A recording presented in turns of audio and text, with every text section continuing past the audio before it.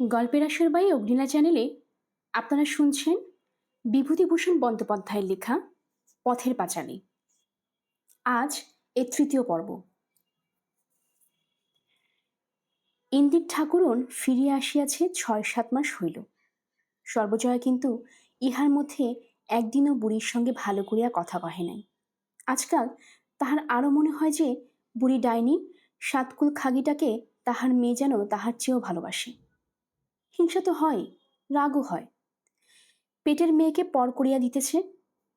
দুবেলা কথায় কথায় বুড়িকে সময় থাকিতে পথ দেখিবার উপদেশ ইঙ্গিতে জানাইয়া দেয়।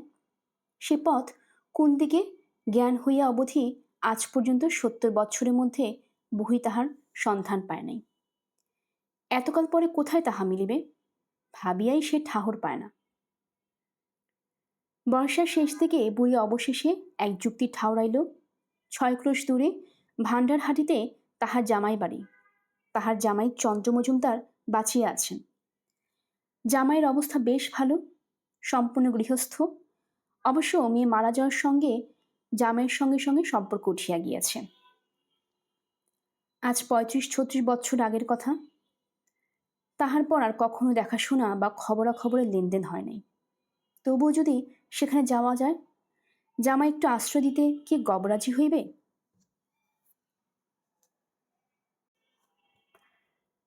সন্ধ্যার পূর্বে ভাণ্ডারহাটি গ্রামে ঢুকিয়া একখানা বড় চণ্ডীমপের সম্মুখে গাড়োয়ান গাড়ি দাঁড় করাইল।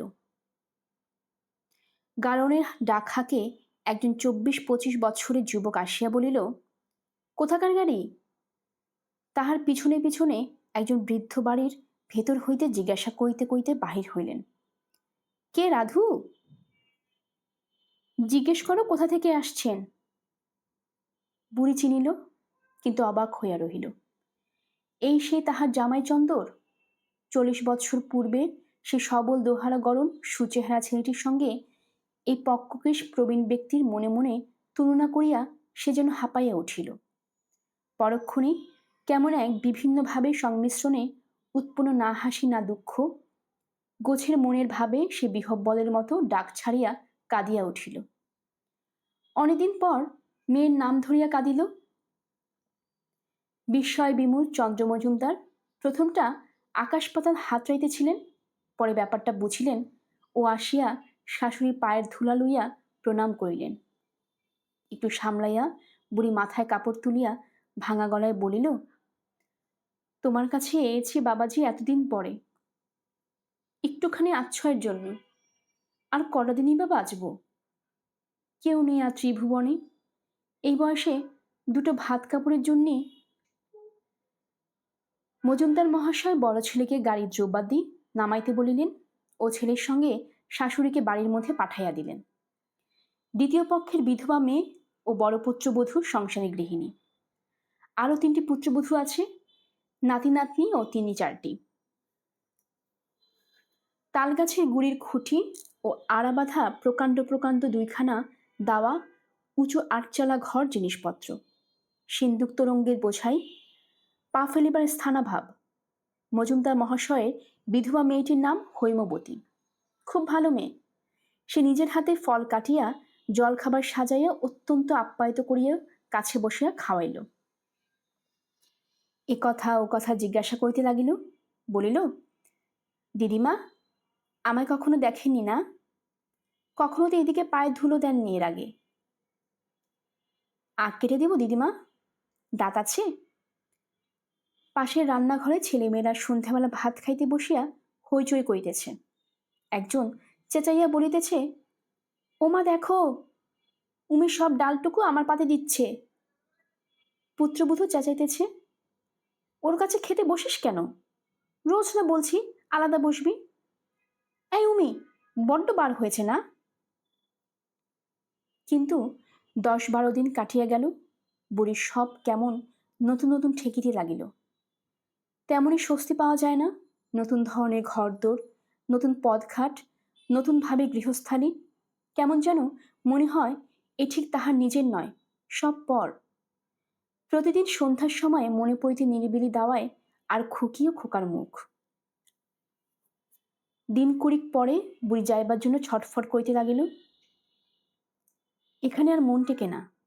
কর্তার প্রথম পক্ষের শাশুড়ি এ আকস্মিক আবির্ভাব ও তাহার মতলব শুনিয়া বাড়ির বুড়োবধূ প্রথম হইতেও সন্তুষ্ট ছিলেন না। অন্তর্ধানে খুশি ছাড়া অখুশি হইলেন না। চন্দ্র মজুমদারের ইচ্ছা কি ছিল ভগবান জানেন, কিন্তু বড় ছেলে ও বড় বধূর ভয়ে কিছু বলিতে পারিলেন না। অনেকদিন পরে আবার ঘরের দাওয়ায় দুর্গাকে কাছে লইয়া, খোকাকে কাছে লইয়া বসিয়া জ্যোৎস্না ঝরা নারিকেল শাখার মৃদু কম্পন দেখিতে দেখিতে সুখে বাড়ির ঘুমের আমেজ আসে। খুকি প্রথমে ভারী অভিমান করিয়াছিল, কথা কহিবে না, কাছে আসিবে না। নানা কথায় সান্ত্বনা দিবার পর আজকাল ভাব হইয়াছে। বুড়ি ভাইজির মাথায় আদর করিয়া হাত বুলাইয়া বলে, বেশ লাল একজোড়া ঢেরি ঝুমকো হয়তো দিব্যি মানায় না। আজকাল কি উঠেছে, ওগুলোকে কি বলে কি ছাই। শীত আসিল। বুড়ি ও পাড়ার গাঙ্গুলি বাড়ি গিয়া বুড়া রামনাথ গাঙ্গুলি মহাশয়ের কাছে বলিল, ও রাম, যার পড়ল বড্ড আবার, তার গায়ে একখানা বস্ত্র এমন নেই যে সকাল সন্ধ্যে একটু মুড়ি সুড়ি দিয়ে বসি, তা আমায় যদি একখানা। রাম গাঙ্গুলি বলিলেন, আচ্ছা দিদি, একদিন এসো, এই মাসটায় আর হবে না, ও মাসে বরং দেখব। বহুদিন যাবৎ হাঁটাহাঁটি ঘোরাফেরার পরে একদিন কুষ্টিয়ার রাঙাছিটির সুতি চাদর একখানা বাহির করিয়া হাতে দিয়া বলিলেন, এই নাও দিদি, ভারী গরম জিনিস, 9.5 আনা দাম, এর চেয়ে ভালো জিনিস আর নবাবগঞ্জে পাওয়া যায় না। বুধবার এনে রেখেছি, দেখো না খুলে। বুড়ির তখনও যেন বিশ্বাস হইতেছিল না। আহ্লাদে একগাল হাসিয়া সে সেখানাকে খুলিয়া গায়ে জড়াইয়া বলিল, দিব্যি, কেমন ওম, মোটাসোটা দিব্যি কাপড়। আহ দাদা, বেঁচে থাকো। কানাই বলাই বেঁচে থাকুক, অক্ষয় প্রমাই হোক। কাঙ্গাল গরিবকে কেউ দেয় না। ওই অন্নদার কাছে একখানা গায়ের কাপড় চাচ্ছি আজ 3 বছর থেকে, দেব দেব বলে তা দিলে না। শখটা মিটিয়ে নি, কটা দিন এবার। সর্বজয়াকে আহ্লাদ করিয়া দেখাইতে সে বলিল, দেখো ঠাকুরঝি, এ বাড়ি থেকে যে তুমি সাধ্যের মেগে বেড়াবে তা হবে না, স্পষ্ট বলে দিচ্ছি। ভিক্ষে মাগতে হয়, আলাদা বন্দোবস্ত করো। বুড়ি সে কথা হজম করিয়া লইল। এরূপ অনেক কথাই তাহাকে দিনের মধ্যে 10 বার হজম করিতে হয়।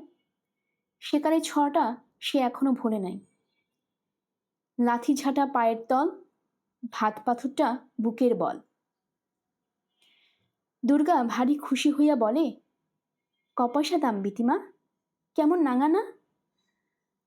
আশ্বাসী সুরে পিসি বলে, আমি মরে গেলে তোকে দিয়ে দেব, তুই গায়ে দিয়ে দিস বড় হলে। নতুন চাদরের সুদা সুদা মারের গন্ধটা বুড়ির কাছে ভারী উপাদেয়, ভারী শৌখিন বলিয়া মনে হয়। সকালে চাদরখানা গায়ে জড়াইয়া ঝাড় দিবার সময় মাঝে মাঝে নিজের দিকে চাহিয়া দেখে। নিষ্প্রয়োজনে ঘাটের পথে দাঁড়াইয়া থাকি। পথ চলতে নিরীহ ঝিবউকে ডাকিয়া বলে, কে যায়, রাজির মা? এত বেলা যে? ভূমিকা আর বেশি দূর না যাইয়া একটু হাসিয়া নিজের পায়ের দিকে চাহিয়া বলে, এই গায়ে কাপড়খানা এবারও? পাড়ার রামচাঁদ, 9.5 আনা দাম।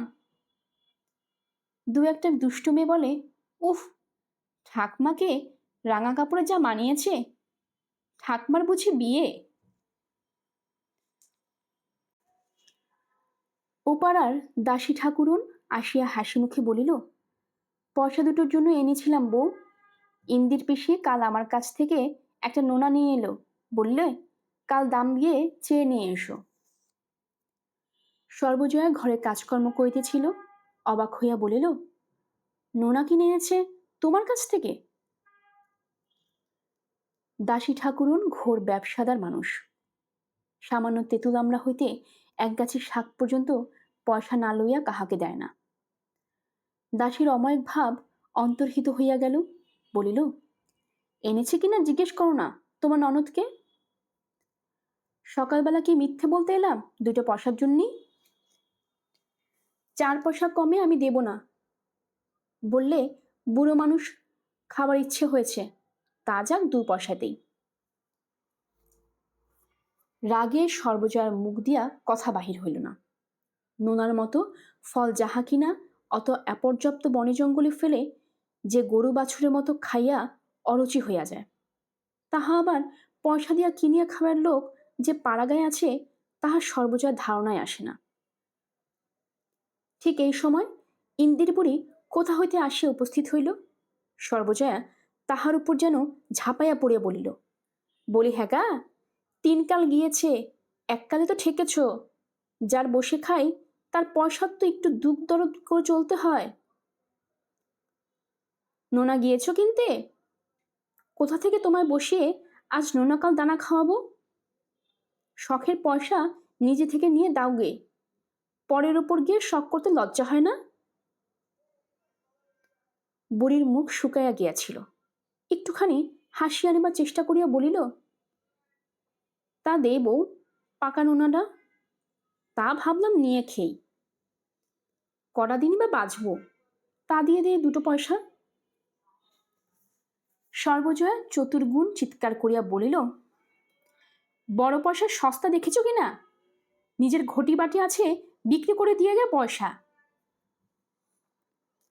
পরে সে ঘড়া লইয়া খিড়কি দুয়ার ঘাটের পথে বাহির হইয়া গেল।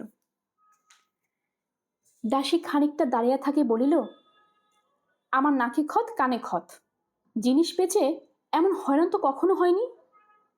তোমায়ও বলি ইন্দির পিসি, নিজের পয়সা যদি না ছিল তবে তোমার কাল নোনাটা আনা ভালো হয়নি বাপু। ওরকম ধারে জিনিসপত্র আর এনো না। তা তোমাদের ঝগড়া তোমরা করো, আমি গরিব লোক, ও বেলা আসবো, আমার পয়সা দুটো বাপু ফেলে দিও। দাসের পিছু পিছু খুকি বাহিরের উঠান পর্যন্ত আসিল। বলিতে বলিতে আসিল, পিসিমা বুড়ো মানুষ, একটা নোনা এনেছে, তা বুঝি বকে? খেতে ইচ্ছে হয় না? হ্যাঁ দাসী পিসি। বেশ নোনা, আমায় 8খানা কাল দিয়েছে। তোমার বাড়ি বুঝি গাছ আছে পিসি? পরে সে ডাকিয়া কহিল, শোনো না দাসী পিসি, আমি একটা পয়সা দেব এখন, পুতুলের বাক্সে আছে। মা ঘরে চাবি দিয়ে ঘাটে গেল, এলে নুকিয়ে দেব এখন। মাকে বলো না যেন পিসি। দুপুরের কিছু পূর্বে ইন্দির বুড়ির বাড়ি হতে বাহির হইয়া যাইতেছে। বা হাতে ছোট্ট একটা ময়লা কাপড়ের পুটুলি, ডান হাতে পিতুলের চাদরে ঘটিটা ঝুলানো, বগলে একটা পুরনো মাদুর, মাদুরে পাট ছিঁড়িয়া কাটিগুলি ঝুলিতেছে। খুকি বলিল, ও পিসি যাস নে, ও পিসি কোথায় যাবি? পরে সে ছুটিয়া আসিয়া মাদুরের পিছনটা টানিয়া ধরিল। তুই চলে গেলে আমি কাঁদবো পিসি, ঠিক কাঁদবো। সর্বজয়া ঘরের দাওয়া হইতে বলিল, তা যাবে যাও, গেরস্থর অকল্যাণ করে যাওয়া কেন? ছেলেপিলে নিয়ে ঘর করি, এতকাল যার খেলে তার একটা মঙ্গল তো দেখতে হয়। অনন্ত সময় না খেয়ে চলে গিয়ে তারপর গেরস্থর একটা অকল্যাণ বাঁধুক, এই তোমার ইচ্ছে তো? ওই রকম কচু কুকুরে মন না হলে কি আর এই দশা হয়? বুড়ি ফিরিল না। খুকি কাঁদিতে কাঁদিতে অনেক দূর পর্যন্ত সঙ্গে সঙ্গে গেল। বুড়ি গিয়া গ্রামের ওপাড়ার নবীন ঘোষালের বাড়ি উঠিল। নবীন ঘোষালের বউ সব শুনিয়া গালে হাত দিয়া বলিল, ও মা, এমন তো কখনো শুনিনি। হ্যাঁ গো খুড়ি, তা থাকো তুমি, এইখানেই থাকো। মাস 2 সেখানে থাকার পর বুড়ি সেখান হইতে বাহির হইয়া 3 কুড়ি ঘোষালের বাড়ি ও তথা পূর্ণ চক্রবর্তী বাড়ি আশ্রয় হইল। প্রত্যেক বাড়িতেই প্রথম আপ্যায়নের বৃদ্ধটাটুকু কিছুদিন পর উবিয়া যাওয়ার পরে বাড়ির লোকে নানা রকমে বিরক্তি প্রকাশ করিত, পরামর্শ দিত ঝগড়া মিটাইয়া ফেলিয়া বাড়ি ফিরিয়া যাইতে। বুড়ি আরও 2-1 বাড়ি ঘুরিল। সবসময় তাহার ভরসা ছিল বাড়ি হইতে আর কেহ না হয় অন্তত হরিহর ডাকিয়া পাঠিয়াবে। কিন্তু 3 মাস হইয়া গেল, কেহই আগ্রহ করিয়া ডাকিতে আসিল না। দুর্গাও আসে নাই। বুড়ি জানে ও পাড়া হইতে এ পাড়া অনেক দূরে, ছোট মেয়ে এত দূর আসিতে পারে না। সে আশায় আশায় ও পাড়ায় 2-1 বার গেল, খুকির সঙ্গে দেখা হইল না। 12 মাস লোকের বাড়ি আশ্রয় হয় না। পুব পাড়ার চিনতে গয়লানির চালা ঘরখানি পড়িয়াছিল। মাস 2 পরে সকলে মিলিয়া সে ঘরখানি বুড়ির জন্য ঠিক করিয়া দিল এবং ঠিক করিল পাড়া হইতে সকলে কিছু কিছু সাহায্য করিবে। ঘরখানা নিতান্ত ছোট, ছিটি বেড়ার দেয়াল, পাড়া হইতে দূরে একটা বাঁশবনের মধ্যে। লোকের মুখে শুনিত সর্বজয় নাকি বলিয়াছে, তেজ দেখুক 5 জনে, এবারে আর না। আমার বাচ্চাদের মুখের দিকে যে তাকায়নি তাকে আর আমার দৌড়ে মাথা গলাতে হবে না, ভাগাড়ে পড়ে মোরগ গিয়ে। যাহাদের সাহায্য করিবার কথা ছিল তাহারা প্রথম দিন কত খুব উৎসাহের সঙ্গে যোগাইল, ক্রমে কিন্তু তাহাদের আগ্রহ কমিয়া গেল। বুড়ি ভাবে, কেন সেদিন অত রাগ করে চলে এলাম? বউ বারণ করলে, খুকি কত কাঁদলে, হাত ধরে টানাটানি করলে। নিজের ওপর অত্যন্ত দুঃখে চোখের জলে 2 তোবড়ানো গাল ভাসিয়া যায়। বলে, শেষকালটাও এত দুঃখ ছিল অদৃষ্টে, আজ যদি মেয়েটাও থাকতো। চৈত্র মাসের সংক্রান্তি, সারাদিন বড় রৌদ্রের তেজ ছিল। সন্ধ্যার সময় একটু একটু বাতাস বহিতেছে। গোসাইপাড়ার চড়কের ঢাক এখনো বাজিতেছে। মেলা এখনো শেষ হয় নাই। রৌদ্রে এ বাড়ি ও বাড়ি ঘুরিয়া ও দুর্ভাবনায় বুড়ির রোজ সন্ধ্যার পর একটু একটু জ্বর হয়।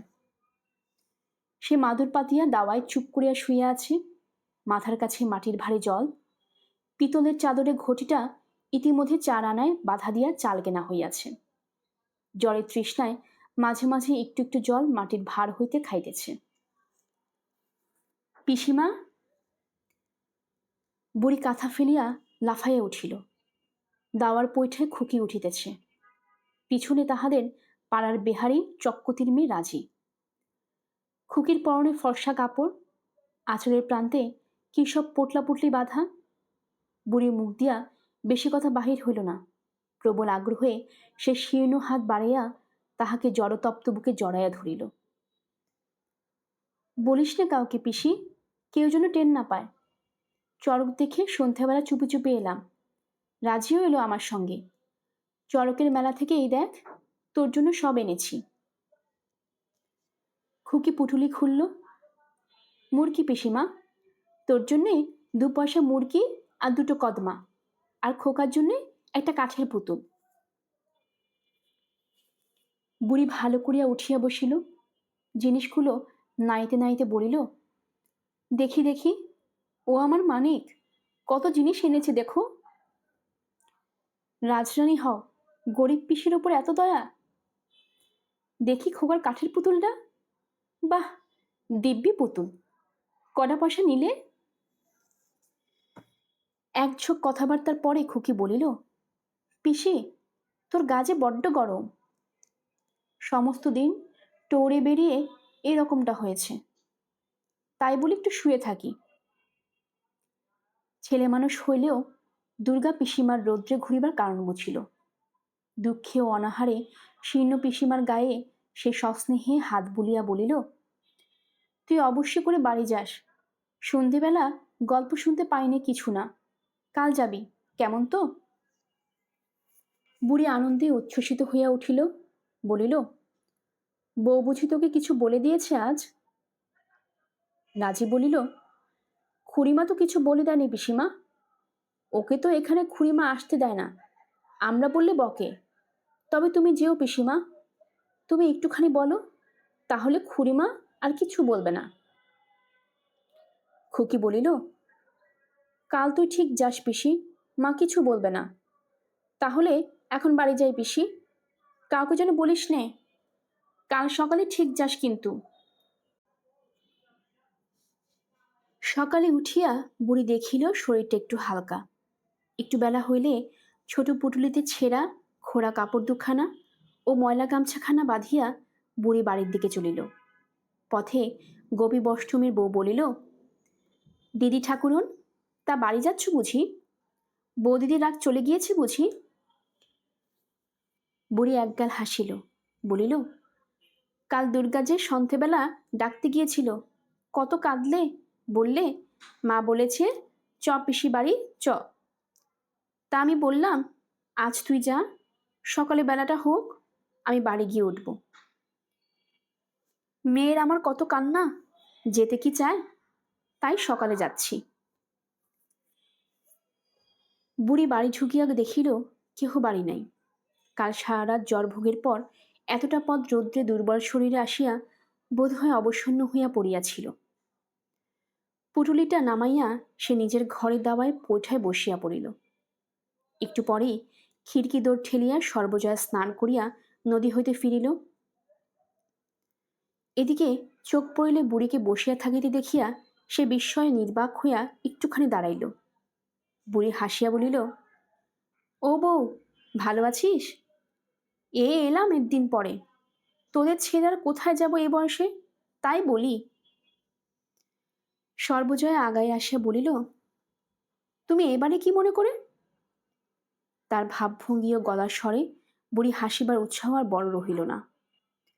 সর্বজয়া কথার উত্তর দিতে না দিয়া বলিল, এবারে আর তোমার জায়গা কিছুতেই হবে না, সে তোমাকে আমি সেদিন বলে দিয়েছি। ফের কোন মুখে এসছ? বুড়ি কাঠের মতো হইয়া গেল। মুখ দিয়া আর কোনো কথা বাহির হইল না। পরে সে হঠাৎ একেবারে কাঁদিয়া বলিল, ও বউ, অমন করে বলিস নে, একটুখানি ঠাঁই দে আমারে। কোথায় যাব? আর শেষকালটা বল দেখিনি। তবু এই ভিটেটাতে নাও, আর ভিটের দোহাই দিতে হবে না। ভিটের কল্যাণ ভেবে তোমার তো ঘুম নেই। যাও, এক্ষুনি বিদায় হও, নইলে অনত বাঁধাবো। ব্যাপার এরূপ দাঁড়াইবে বুড়ি বোধহয় আদৌ প্রত্যাশা করে নাই।